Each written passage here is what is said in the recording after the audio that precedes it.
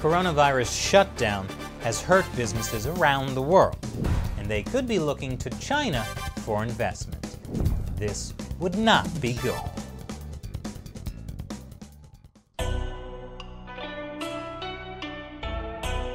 Welcome back to China Uncensored. I'm Chris Chappell. The CCP virus has spread across the globe, infecting millions of people. And in response, a lot of governments have shut down non-essential businesses. This has put a huge number of Western companies in or close to bankruptcy. But don't worry, there could be an easy solution to this crisis that started in China. Money from China. The Chinese Communist Party may try to use this economic downturn to buy up American and European companies at bargain basement prices. Because when you're drowning, you'll let anyone help you, including the guy who threw you in the water in the first place. A few weeks ago, a Chinese state-backed investment firm called China Reform Holdings tried to take control of a British graphics chip maker called Imagination Technologies. The deal would have gone through, except the UK government stepped in at the last minute to block it on national security concerns. Of course, China Reform Holdings still provides a third of the funding to Canyon Bridge, the private equity firm that owns Imagination Technologies. So, it's not over. But it highlights a larger problem. Companies in the West are vulnerable to hostile Chinese investment, now more than ever. In 2019, Chinese entities invested nearly $13 billion in European Union countries. In 2018, Chinese entities invested about $25 billion in the United States. A lot of it was in the tech industry. And this is not just random Chinese companies investing in whatever they think will be profitable. It's part of the Chinese Communist Party's unified plan to acquire foreign technology. Back in 2015, the Chinese government announced a plan called Made in China 2025. The goal was to become the world's leading manufacturer in 10 high-tech sectors. Those include things like information technology, like what the UK's Imagination Technologies does, as well as biopharmaceuticals, like making drugs and medical devices. Now at first, Chinese state-run media heavily promoted Made in China 2025, with tons of articles and creepy cartoons. What is happening there? Is the world trying to run away? Where is it going? It's very unclear. Anyway, some people in the West saw Made in China 2025 as a security threat. This report says it aims to systematically acquire cutting-edge technology and generate large-scale technology transfer. In the long term, China wants to obtain control over the most profitable segments of global supply chains and production networks. Some Western governments, especially the Trump administration, started to publicly express concern about it. So the Chinese government dropped it. But they didn't actually drop their plan, they just dropped the name, Made in China 2025. The policy remains. And now we're halfway to 2025. And we've seen the impact of this plan that shall no longer be named.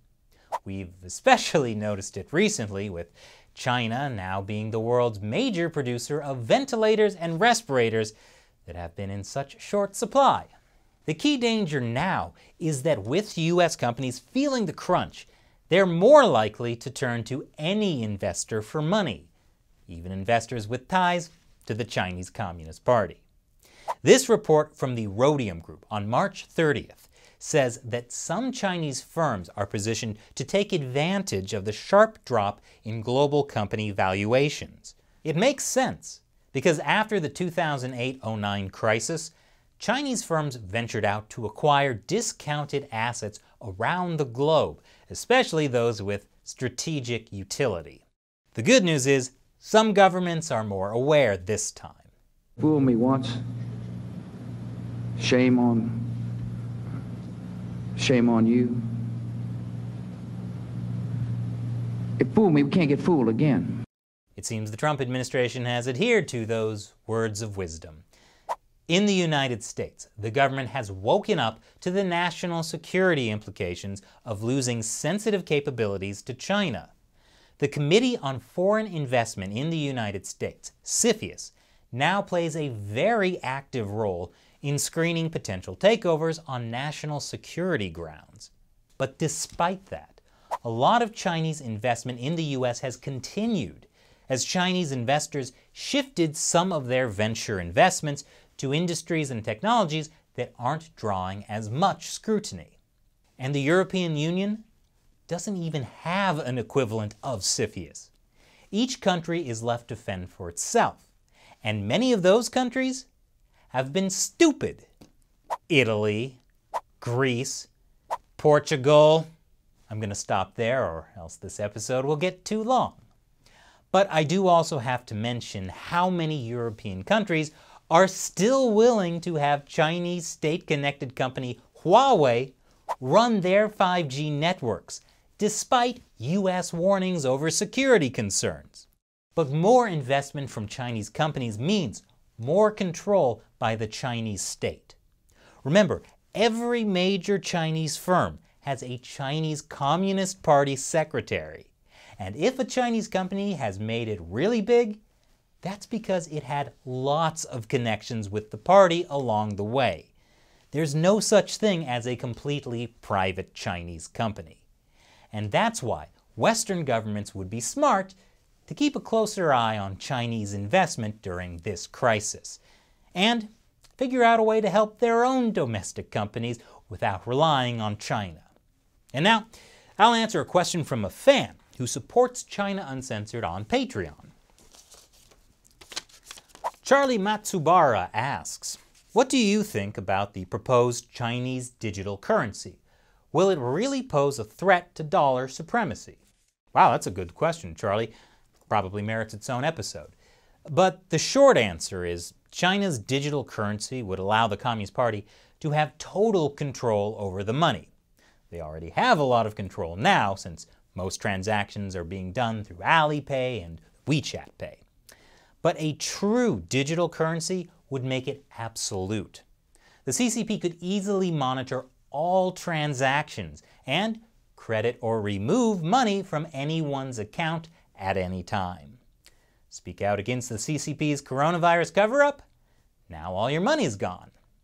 But precisely for that reason, a digital Chinese currency may pose less of a threat to the US dollar. If foreign companies are concerned about security, they'd better not use digital Chinese yuan. Then again, European countries still want to use Huawei despite the security concerns, so who knows? Thanks for your question, Charlie. And thank you for watching. Over the past 2 months, a lot of you have stepped up and joined our China Uncensored 50-cent army by contributing $1 or more per episode through the crowdfunding website Patreon. This is making a huge difference for us as we get through this difficult time with YouTube demonetizing a lot of our content about controversial topics like the coronavirus, which is pretty much all we've been covering for the past couple of months. So, thank you for your support. Once again, I'm Chris Chappell. See you next time.